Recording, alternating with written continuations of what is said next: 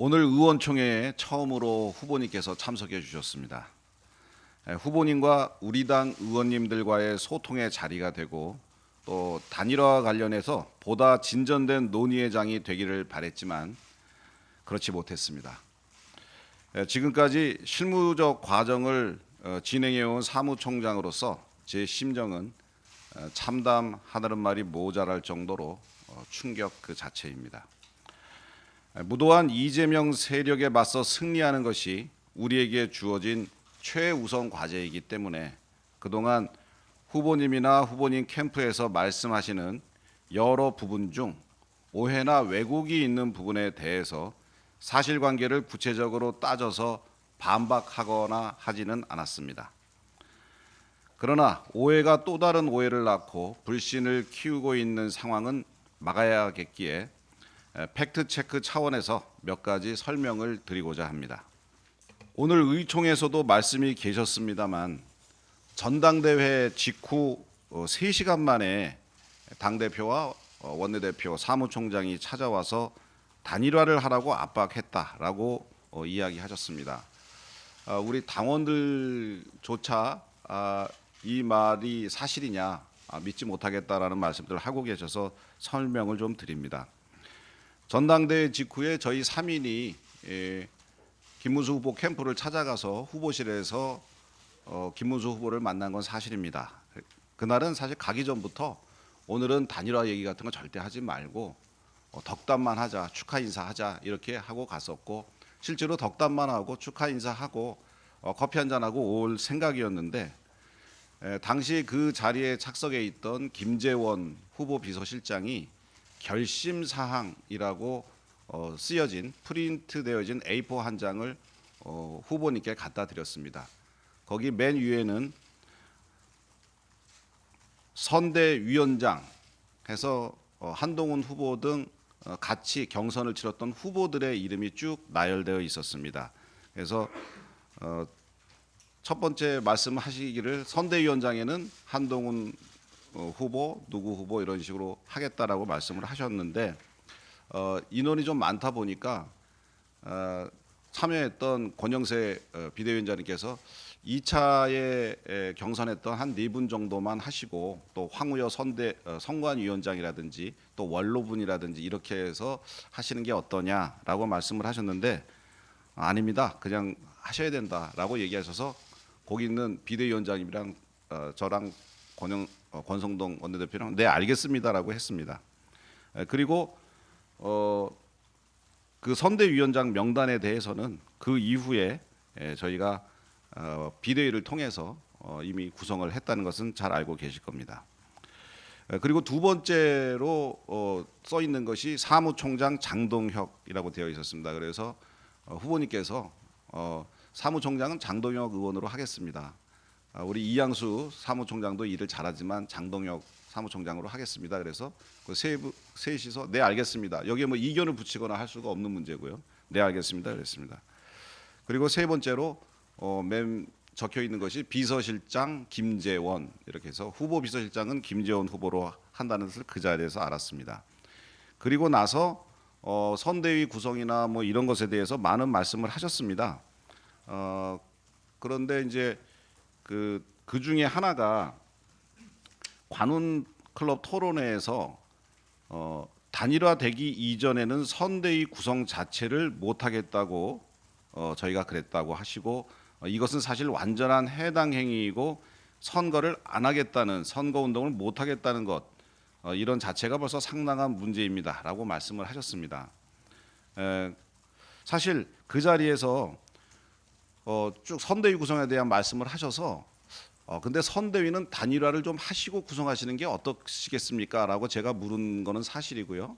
그거에 대해서 후보님께서 아닙니다. 지금 당장 해야 됩니다.라고 얘기하셔서 네 알겠습니다. 그래서 그것도 못 하겠다고 한 것이 아니고 후보님께서 그렇게 하라고 그래서 하겠다고 했습니다. 그리고 비대위 열어서 선대위 구성을 했고요. 그리고 사무총장을 또 교체하려고 했는데 교체가 안 되었다라고 말씀을 하셨습니다.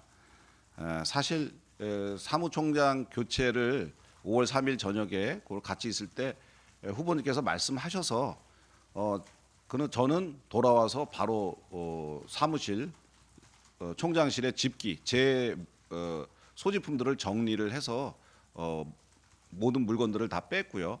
그리고 다음날 아침 9시 반에 우리 당의 실국장 회의를 소집을 했습니다. 바로 이 자리에서. 그래서 아침 9시 반에 실국장들에게 앞으로 장동혁 사무총장이 오니까 잘 손발 맞춰서 선거 잘 치르기 바란다 하고 저는 이제 사무총장직을 그만뒀고, 그런데 장동혁 사무총장이 와서 일을 하는 줄 알았는데 그 다음 날 비대위원장께서 저한테 전화를 하셔서 장동혁 사무총장이 못하겠다고, 사무총장을 좀 맡기 어렵다고 하니 당분간 좀 와서 사무총장을 좀 맡아줬으면 좋겠다. 사무처는 계속 돌아가야 되기 때문에 비워둘 수가 없다 해서 네 알겠습니다 하고 임시적으로 제가 와 있는 것으로 생각하고 지금까지 근무를 하고 있습니다. 그래서 사무총장을 당에서 교체를 거부했다는 말씀도 사실은 아닙니다. 그리고 후보실도 마련해주지 않았다는 것이 기사화가 된 바가 있습니다. 사실은 후보실은 총무국장한테 제가 지시를 해서 후보실을 후보님이 쓸 수 있도록 깨끗하게 정리를 해놓고 여성 당직자 2인을 배치해서 손님들 오면 응대할 수 있도록 해주고, 그리고 후보실에서 근무할 수 있는 직원들을 후보님 측에 여쭤서 누구누구를 원하느냐 하면 그대로 좀 인사를 내주는 게 좋겠다라는 얘기를 사실은 제가 그만두기 전에 이미 지시를 했습니다. 그런데 그 후보실도 마련해주지 않았다는 이야기를 후보 측에서 했다는, 후보님 측에서 했다는 이야기를 듣고 확인을 해보니 장동혁 의원에게 아마 그 명단을 줬는데 장동혁 의원이 사무총장에 앉지를 않으면서 인사 발령이 이루어지지 않은 것 같았습니다. 그래서 그 보도 이후에 즉시 후보실은 이미 열려이 개방되어 있고, 그다음에 새로이 그 후보실에서 일할 직원들 명단을 주시면 바로 조치하겠다라는 그런 얘기를 했는데 아직까지 인사에 대한 말씀은 안 하셨습니다. 그리고 전당대회 그리고 정국위 개최가 당원 당규를 개정해서 후보를 끌어내리려 하는 것이다라는 말씀을 했습니다. 관훈 토론회에서도 후보 교체 시나리오 누가 기획하고 누가 실행하는 건 다 보이고 있고요. 당 사무총장을 자기 하수인처럼 앉혀가지고 당 지도부의 실무 책임자 아닙니까? 이런 사람이 선관위원장 한 역사가 없습니다라고 이렇게 말씀을 하신 바가 있는데, 아직까지 지금 진행 여러 가지 TV 토론회라든지 그다음에 오늘 지금 진행되고 있는 여론조사 이런 것들은 저희 당에서 마련한 자체 경선 로드맵입니다. 그 경선 로드맵이지 이것을 가지고 후보를 끌어내리겠다라고 단 한 번도 회의를 하거나 의결을 한 적이 없습니다. 만약에 오늘 의총이라든지 오늘 비대위에서 그런 의견들이 모여지게 된다면 그렇게 할 가능성은 있습니다. 하지만 지금까지 그렇지 않은데도 불구하고 이렇게 얘기하시는 것은 좀 사실과 다르다는 말씀드리고, 특히 당원 당규를 개정해서 후보를 끌어내리려 했다 하는 것은 전혀 사실이 아니라는 말씀을 드립니다. 당이 대선 후보에 대해서 지원을 계속 거부하고 있다. 지금은 제가 지방을 가도 국회의원들한테 거기 가지 마라, 후보와 동행을 하지 마라 이런 식으로 이야기를 하고 있다라고 후보께서 말씀을 하셨는데, 당 지도부는 의원님들을 비롯한 어느 누구에게도 어디 가지 마라, 동행을 하지 마라 이런 식의 얘기를 한 적이 없고 할 수도 없는 상황입니다. 특히 오늘 그 대구와 부산을 가신다 그래서 대구의 시당에서 500명을 당직자들을 모아서 후보님을 맞이할 준비까지 다 했는데 가지 않으셔서 취소됐고요. 그 이전에도 계속 그랬습니다. 어디를 가시든지 당원들과 당직자들이 가서 도울 수 있도록 했고, 의원들이 못 온 경우에는 여기에 의총이 있거나 아니면 본회의가 있어서 못 내려가신 것 때문에 그렇게 오해하실 수가 있는데, 근데 본회의장이나 국회 상황을 확인해 보시면 왜 못 왔는지는 금방 아실 수가 있기 때문에 그것은 오해에서 비롯된 것이다라는 말씀을 드립니다. 당에서 한덕수 후보에게 홍보 대행사를 알선해 주는 등 지원을 했다. 대선 준비를 한덕수 후보를 중심으로 했다라는 말씀도 하셨고, 또 한덕수 후보 일정도 다 짜줍니다라고 관훈 토론회에서도 얘기를 했습니다. 한덕수 후보 측과 지도부는 물론 당 사무처가 어떤 교류하는 게 없습니다. 유일하게 하는 것이 단일화를 한다고 해서 저희가 단일화하게 되면 홍보물을 만들어야 되는데 그것이 시간에 분명히 쫓기게 되어 있습니다. 그래서 그 시간에 쫓길까봐 선전벽보에라든가 그다음에 선거 공보에 들어갈 사진은 저희가 필요하기 때문에 그 사진을 찍어야 된다. 그런데 다른 데다가 맡기면 퀄리티를 저희가 보장할 수 없어서 그 두 분에 대한 그 사진 촬영 그것만 스튜디오를 우리가 예약을 해줬고 그것만 가서 한 게 유일합니다. 그런데 그거조차도 5월 4일에 박수영 의원과 그리고 장동혁 의원께 저희 홍보국장이 다 보고를 드리고 진행을 했기 때문에 오해를 할 소지가 전혀 없었던 건데 그렇게 오해를 하게 되신 것 같습니다.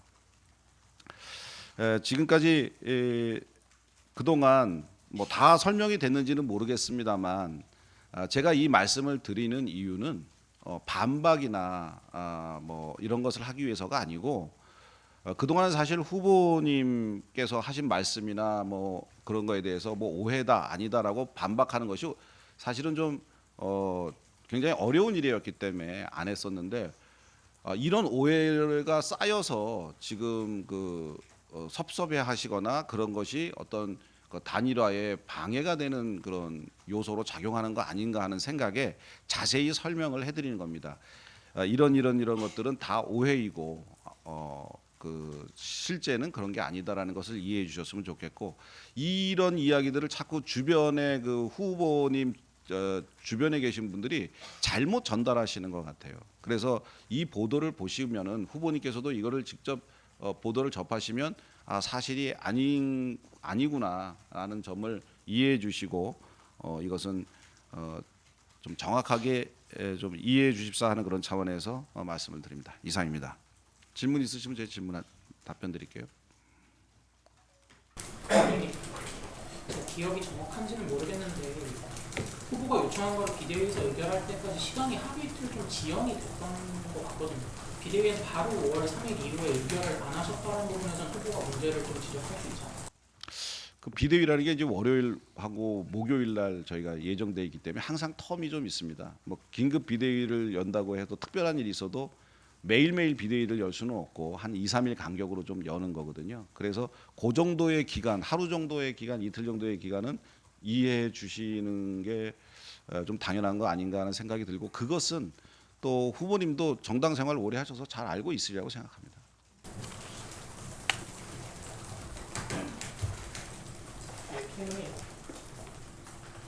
오늘 여론조사 결과는 공개하실지 또 공개하는 것이 선거법상 문제가 없는지 여쭤보겠습니다. 그 경선 때는 이런 여론조사들을 공개하지 않았잖아요. 경선 때는 이제 공개하지 않았고 최종에는 다른 여론조사 결과에 영향을 미칠 일이 없기 때문에 마지막 경선 여론조사는 공개를 했는데요. 오늘 것이 어떤 것인지 선관위에 문의를 해놨는데 선관위에서 아직 답을 못 받은 상태입니다. 그 어떤 언론에 그리고 대중에게 공개하는 것이 공직선거법상 가능한지 불가능한 것인지 그거에 대한 답변을 받으면 즉시 기자분들한테 드릴 거고요. 공직선거법상 가능하다고 해도 그것을 공개하는 것이 타당한지 아닌지에 대한 그 지도부의 회의를 거쳐서 나중에 결정이 되면 알려드리도록 하겠습니다. 오늘 혹시 가처분 인용될 경우에 당첨에 대응 방안 세워두신 게 있으신지 궁금해요. 가처분 신청은 인용이 되면 뭐 만약에 그 전국위원회를 열지 못하게 되기 때문에 그렇기 때문에 그냥 김문수 후보로 좀 쭉 가는 거고요.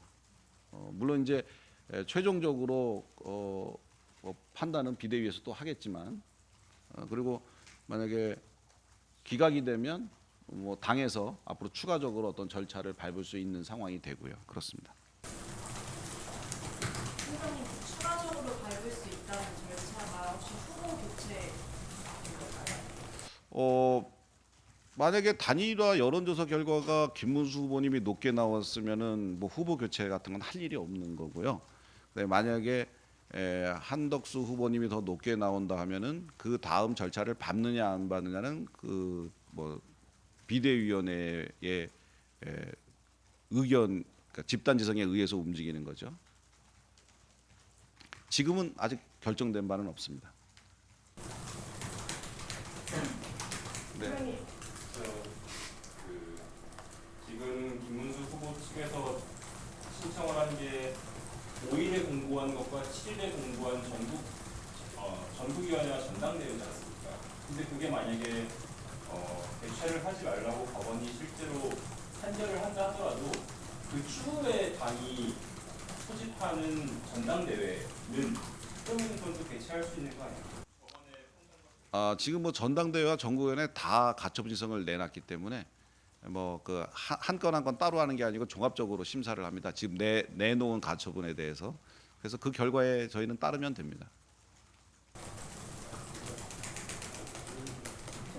전국위가 내일 예정대로 열리게 되면 만약에 한덕수 후보가 1위가 됐을 상황을 가정해서 지명 철회하는 거 한 번, 그리고 최종 후보를 새로 지명하는 거 한 번, 두 번 열리게 됩니다. 그거는 아직 일어나지 않은 일이기 때문에 가정에서 설명드린 것은 좀 적당하지 않은 것 같습니다. 당 일각에서는 끝내 단일화가 안 되면 당이 이제 후보를 내지 않는 상황까지 얘기가 나오고 있는 것 같고 이 부분도 지도부에서 실제로 검토를 하십니까? 아직까지 검토된 바는 없고 그다음에 제가 말씀드릴 사안은 아닌 것 같습니다. 지금 어제 라디오에서 단일화를 해야 되는 이유로 당원 87% 정도가 찬성을 한다. 근데 이제 그 응답률이 33% 정도밖에 안 되더라고요. 이게 응답률 자체가 낮은데 설득력이 있느냐 하는 생각이 좀 들고요. 그 첫 번째 거부터 말씀드릴게요. 87%가 이제 높았는데 응답률이 한 33%라고 했는데 대단히 높은 수치입니다. 보통 선거를 막 그 8명의 후보가 또는 4명의 후보가 막 그 표를 얻겠다고 전국적으로 선거를 하고 투표 동료를 하고 그래도 50% 정도밖에 안 나오거든요. 그런데 이것은 어떤 사안에 대해서 해야 되냐 말아야 되냐인데 거기에 대해서 33%면은 대단히 높은 수치다라고 생각하고 보통 10% 이상만 돼도 당원의 10% 이상만 돼도 그것은 그 상당히 당 지도부가 중요하게 판단해야 될 만한 그런 사안입니다. 그리고 한 가지 더요. 그리고 이제 한덕수 후보께서 이제 11일까지 단일화가 안 되면 뭐 사실상 분명 세력을 돕겠다라고 했는데 이 말이 무슨 이제 김문수 후보 단일화가 이미 된 게 아닐까. 그것은 뭐 한 후보 측의 그 발언이기 때문에 제가 언급하는 것은 바람직하지 않은 것 같습니다. 이 정도 하시죠? 하나만. 여론조사 보통 단일화 할 때는 양 당사자 간 이제 사이에서 보통 문항이나 횟수나 시기 같은 거를 조절해서 이제 가자 아니잖아요. 근데 이번 경우에는 뭐 시간 때문에 그런 게 없지만 그 당이 주도해서 한 번으로 끝나는 건데 그걸 두고 만약에 후보 교체하게 되면 나중에 정당성 논란이 있을 것 같은데 지도부 대응 방안이 있나요? 지금은 그 당이 마련한 로드맵이고요. 단일화 로드맵이고 그 단일화 로드맵은 후보들의 합의가 있었더라면 되게 좋았을 텐데 합의가 없었기 때문에 당이 자체적으로 마련한 겁니다. 그래서 정당성을 확보를 하고 있고 여론조사 1회라고 해서 얘기를 하셨는데 샘플 수가 뭐 1000샘플, 2000샘플이 아니고 그보다 되게 많기 때문에 그것은 충분히 여론을 반영한 거고 그리고 당원에 대한 것, 국민에 대한 것을 별도로 하고 있기 때문에 충분히 여론과 당심을 반영하는 조사 자료라고 생각합니다만 질문 중에 그것을 나중에 어떤 자료로 사용하느냐라고 물으셨는데 그건 아직 결정된 바가 아니기 때문에 참고해서 이해해 주시면 감사하겠습니다. 김문수 대통령 후보 지위 인정 가처분 신청을 낸 걸 법원이 기각하면 무조건 단일화 수순으로 가는 건가요? 그건 이제 김문수 후보 측에다가 좀 여쭤보셔야 되는데 현재 저희가 단일화로 가고 안 가고 결정은 오늘 여론조사 결과를 보고 의총을 한 이후에 비대위를 열어서 그걸 의결하느냐 안 하느냐에 달려 있고 뭐 여러 가지 가처분에 대한 인용이나 기각 이런 거는 어떤 사실이고 그것에 의해서 우리가 법적인 구속력이나 그런 것을 갖는다는 뜻이지 우리의 결정 사항하고는 상관이 없습니다. 네. 이상입니다.